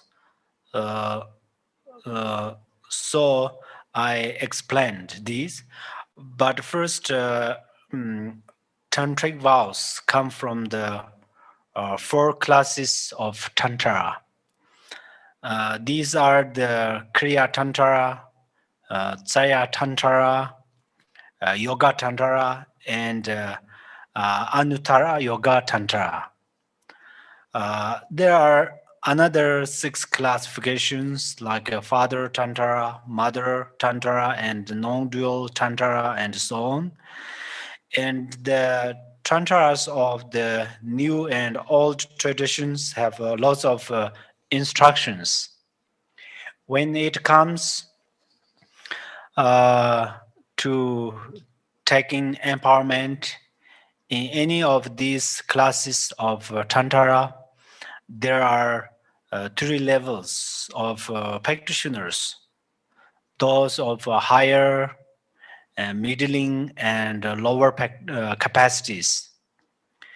Practitioners of lower capacity need to have mandala, like a sand mandala or constructed mandala, and they need to be introduced to the aspects of the mandala. This is that, and that is this. Like the doors and windows and so on. Sometimes we see a constructed mandala that is established. Sometimes there is a sand mandala. First, Guru introduce the mandalas and then gives the empowerment. Students of medium capabilities can use a mandala painted on a canvas. They will understand from that. Students of higher capacities can understand with a body mandala. A body mandala is when they see the guru's body. The guru's body is actually the 5 family Buddhas and other Yidam deities, especially the deities of which empowerment is being conferred. If we know a little bit about this, it's important. That's why I'm mentioning it here briefly. A Kriya Tantra empowerment includes the garland of flowers, water, and crown empowerment. You will receive Kriya Tantra vows during the garland, water, and crown empowerment, and others. You receive the Tsarya Tantra, tantric vows, Vajra and Bel, and other empowerments. Then during the Yoga Tantra empowerments, you receive the vows through similar empowerments, including Vajra Master's empowerment. Anuttara vows are received from its empowerments. We call it the higher 3 empowerment. These are the secret empowerment, wisdom empowerment, and the union of wisdom and method empowerment. Sometimes we call it the world empowerment. And then at that time we receive the vows of the Antara Yoga Tantra. In any case, when we receive empowerment, we often hear Sarvata Tangata Abhikika de Samaya Shireye Hong. There are 2 parts to the meaning of this. First is what we call scattering. What we are scattering or overthrowing are over afflictive emotions. They have a gathering together and become like ice. That's where we have to scatter them. The second meaning is pouring. What are we pouring? The nectar of primordial wisdom. This is what the words mean. This phrase is in relation to the vase empowerment. The wise empowerment purifies the channels in the body actually. When we receive this empowerment, it purifies the ordinary channels of our body and plants the seed of the Nirmanakaya. After the wise empowerment, there is the secret empowerment. What is mean by secret is that it is secret from those of lower capacities. Because if they see it, realization will not arise for them. Instead, they will have a wrong view and confusion. How we receive the secret empowerment is through the Vajra and Banga. Banga actually means conqueror. So we are conquering the negative channels, negative winds, negative thoughts, and so on. Basically, this empowerment is received from the union of the Yidam deities. We receive their bodhicitta uh, and it purifies the negative imprint of speech, plants the seed of the Sambhogakaya. So, as yesterday Rinpoche gave us instructions, what is the Sambhogakaya? That means, so here a very important thing to understand.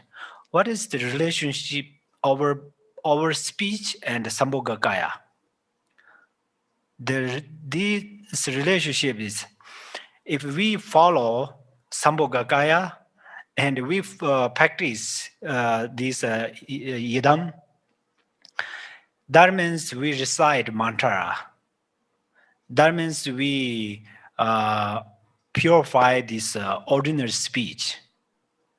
From our side, we have to think all the sounds are mantra. But these mantras are also not solid. These mantras are also like what is called echo. So if we can perceive or we can think like that, it has great benefit in our daily life. For example, here, if I use some harsh word, definitely it harms to your mind. That means, of course, from my side, I use harsh word. That is my mistake. But the main mistake comes from your mind. Because if you can perceive that sound, harsh words, if you can transform these harsh words into mantra, then this harsh word is just like an echo. It cannot harm to you. And then if you can think, these all the body action of a body, speech, and mind, they all comes from emptiness.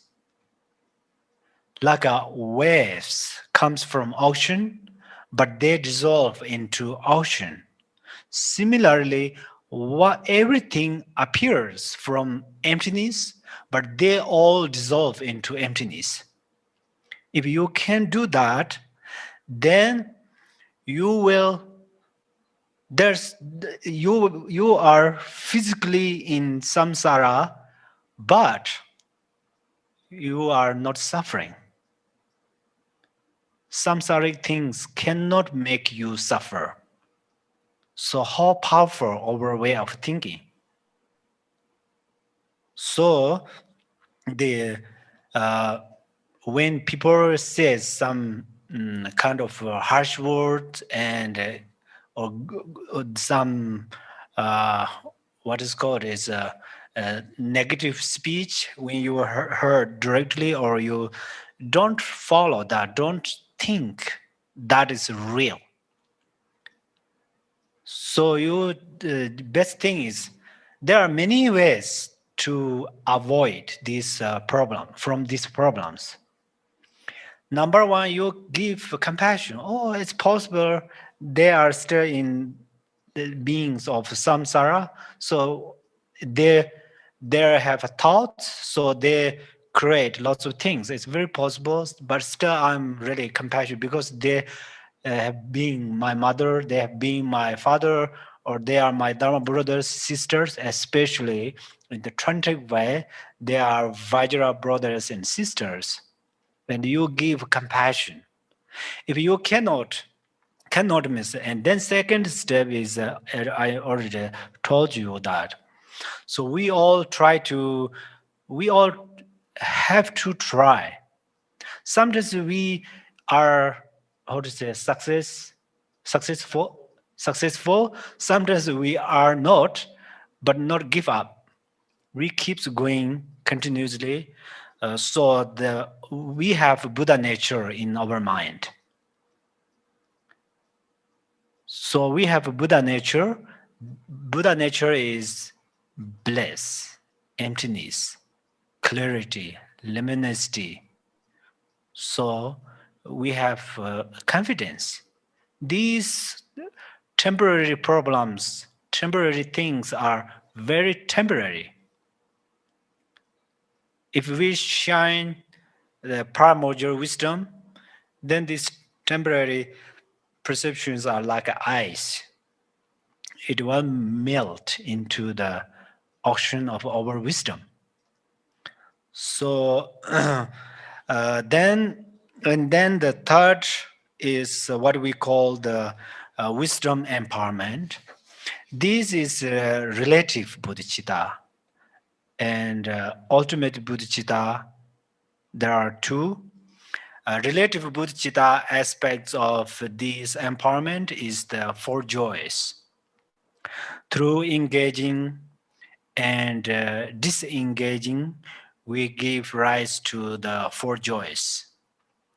The ultimate bodhicitta aspect of this empowerment is realizing primordial wisdom, or the wisdom of a great bliss. The fourth empowerment is called the word empowerment. The meaning of this empowerment is introduced through words. That is why we call it the world empowerment. In the Sutara vehicle, it is called Sungata Garbha or Buddha nature. In the new tradition, we call it the nature of mind. In the old tradition, it says it is called Rigpa Rangjung Yishi or intrinsic awareness. There are different names, but same meaning. So I mentioned that the empowerment has two meanings. First is to scatter what it is scattered. What is scattered by empowerment is the imprint of the six consciousness. When we wake up, these six consciousness automatically follow the sense objects. Then attachment and aversion arise. That's where we scatter them. Actually, the vice empowerment has 7 individual empowerments. They are called the 7 empowerment of entering like a child. They are the water empowerment, the crown empowerment, the ribbon empowerment, the Vajra and the bell empowerment. The Vajra of practice empowerment, the name of the name empowerment, and so on. And then sometimes there are 37 different empowerment during the vast empowerment. Then during the secret empowerment over ordinary winds and ordinary mind are purified. Because of our ordinary wind and mind, we have many delusions in our dreams. So they can be purified this way. Scattered by the secret empowerment, then the wisdom empowerment scatters the deep sleep state. In deep sleep, we don't have ordinary wind and mind. It is almost like unconsciousness. So this is ignorance. So the wisdom empowerment purifies ignorance. Because at that time, bliss and wisdom arise in our channels. Then the word empowerment purifies the perception of the gross feeling of union. The ordinary feelings that occur during union, the fourth empowerment scatters these feelings so that the realization that bliss is also emptiness can arise. This fourth empowerment purifies obscuration and establishes or plants the seed of the fourth kaya, which is a innate kaya. And then the other three empowerments establish or plants the seed, each of three kayas. In brief, ordinary appearances, subject and object are emptiness. Bliss and especially the nature of compassion.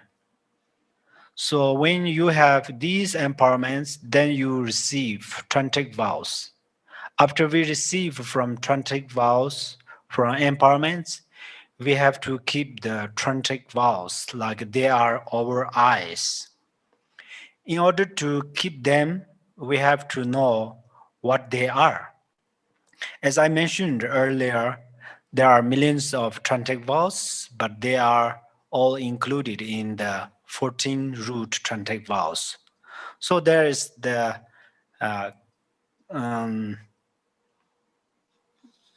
yeah.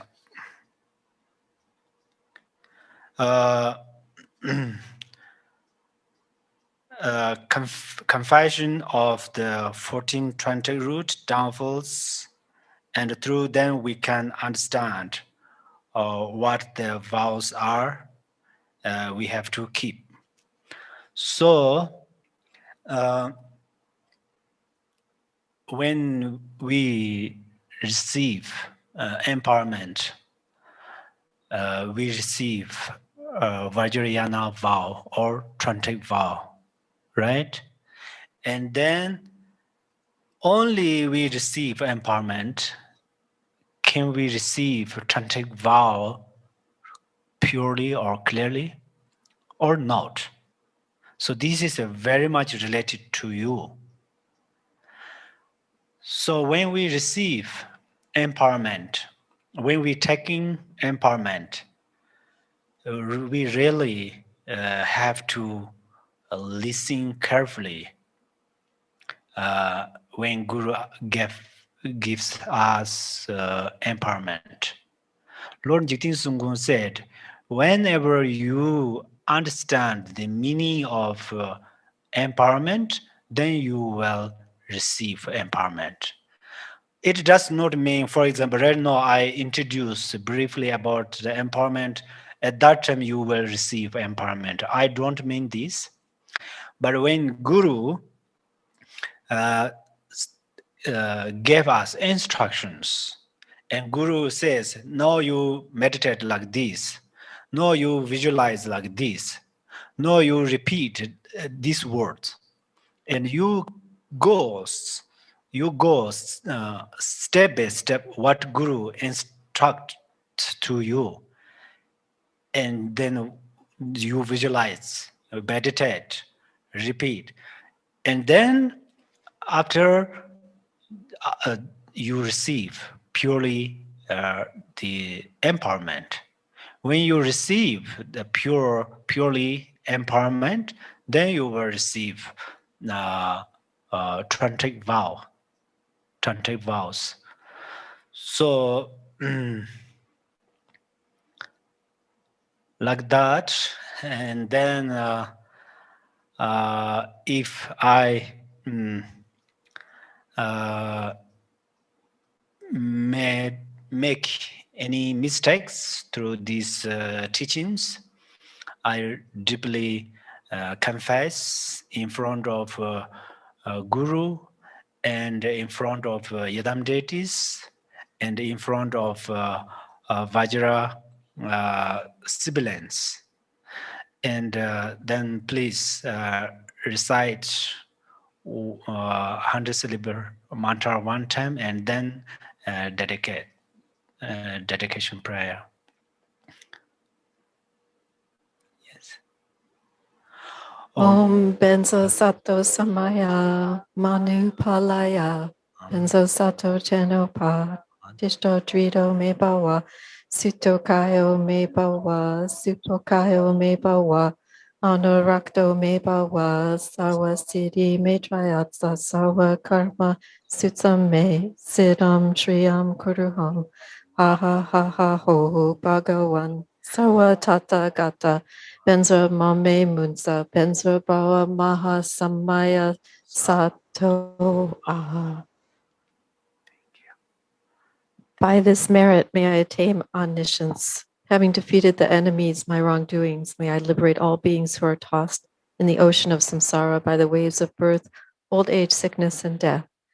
Whatever virtues sentient beings possess, whatever good they have done, will do, and are doing now, whatever goodness there may be, may it permeate all beings everywhere.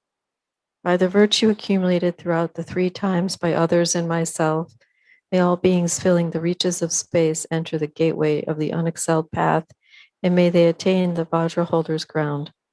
By all the virtue actually performed and mentally created by myself and all sentient beings of the 3 times, may all beings of the 6 realms attain the 5 kayas and realize the primordial wisdom of the Buddhas in the Dharmadhatu mandala of the awakened mind. Glorious root Guru, precious one who sits upon a lotus at my heart, hold me with kindness and grant me all the accomplishments of enlightened body, speech, and mind. I pray for the excellent health of the Guru. I pray that he lives a supremely long life. I pray that his activities spread far and wide. Grant blessings that I may not be separate from my Guru. May the Buddha's teachings, the only source of benefit and happiness, endure long, and may the victory banner of longevity be steadfast for those who uphold the teachings. May the sound of the great Dharma drum liberate all sentient beings from suffering. Please remain and teach the Dharma for infinite millions of kalpas. By the might of this powerful merit, may the aspirations of the benefactors and their circles be accomplished within this very life. May their obstacles be pacified, may everything be auspicious, and may their wishes be fulfilled according to the Dharma. Just as the hero Manjushri realized things as they are, and as did Samantabhadra too, I will follow in their path and perfectly dedicate all these virtues. As all such dedications have been praised as supreme,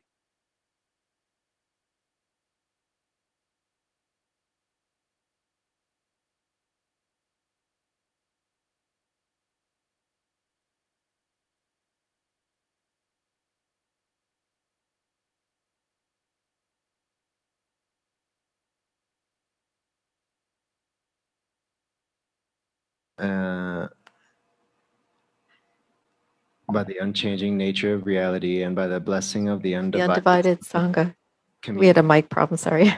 May my prayers be fulfilled according to this dedication. By the virtues accumulated in the 3 In the 3 times by myself and all beings in samsara and nirvana, and by the intrinsic root of virtue, may I and all sentient beings quickly attain unsurpassed, perfect, complete, and precious awakening. Great Vajradhara, Tilopa, Naropa, Marpa, Milarepa, Dharma Lord Kampopa, Pagmodrupa, and Lord Drikungpa, may the auspiciousness of all the Kagyu Lamas prevail. Glorious, holy, venerable, precious, kind, root and lineage gurus, Gurus, divine assembly of Yidams, assemblies of Buddhas and Bodhisattvas, heroes and heroines, Yogini and her assembly of dakinis, all of you dwelling in the 10 directions, please heed me. By the power of this vast root of virtue, may I benefit all beings through my body, speech, and mind. May the afflictions of hate, attachment, hatred, ignorance, pride, and jealousy not arise in my mind. May thoughts of fame, reputation, respect, honor, and concern for this life not arise for even a moment. May my mind stream be moistened by loving kindness, compassion, and bodhicitta. And may I become a spiritual master with good qualities equal to the infinity of space. May I gain the supreme attainment of Mahamudra in this very life. At the moment of death, may I not experience the suffering of being abruptly severed from this life. May I not suffer a terrible death. May I not die confused by wrong views. May I not experience an untimely death. May I die joyfully and happily in the great luminosity of the mind itself and in the crystal clarity of Dharmata. May I, in any case, gain the supreme attainment of Mahamudra at the time of death or in the bardo. For this realm encircled by snow-covered mountains, you are the source of all benefit and happiness. Tenzin Gyatso, Lord Chenrezig, may you remain steadfast until the end of samsara. Embodiment of the three jewels, great being who upholds and increases the teachings of the Shakya lion. Supreme are your activities of guiding others with your perfect deeds. May you, the precious Guru who accomplishes everything spontaneously, live long. Holder of the teachings of Lord Drikumpa, great Lord of the three jewels, through the power of your peerless compassion and the holy Dharma's peace and light, you bring relief to beings. May your life be long. The one known in the noble land as Aryadeva emanated into the Gar clan of eastern Tibet as Chodingpa, the heart son of Jigten Gompo. May the life of glorious Garchen remain steadfast for 100 eons. Page 28. May the teachings of the great Drikumpa Ratnashri, Master of Interdependence, Omniscient Lord of Dharma, who has seen all knowable things, be upheld until the end of cyclic existence through study, practice, hearing, contemplation, and meditation. Your 1,000 arms are the 1,000 wheel-turning kings. Your 1,000 eyes are the 1,000 Buddhas of this fortunate eon. Your love is boundless like space. I supplicate to the Bodhisattva Chenrezig. Om Mani Padme Hum. Om Mani Padme Hum. Om Mani Padme Hum. Om Mani Padme Om Mani Padme Hum. Om Mani Padme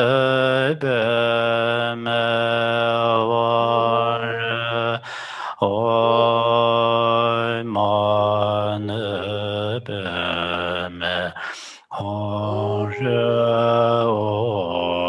Om Mani Padme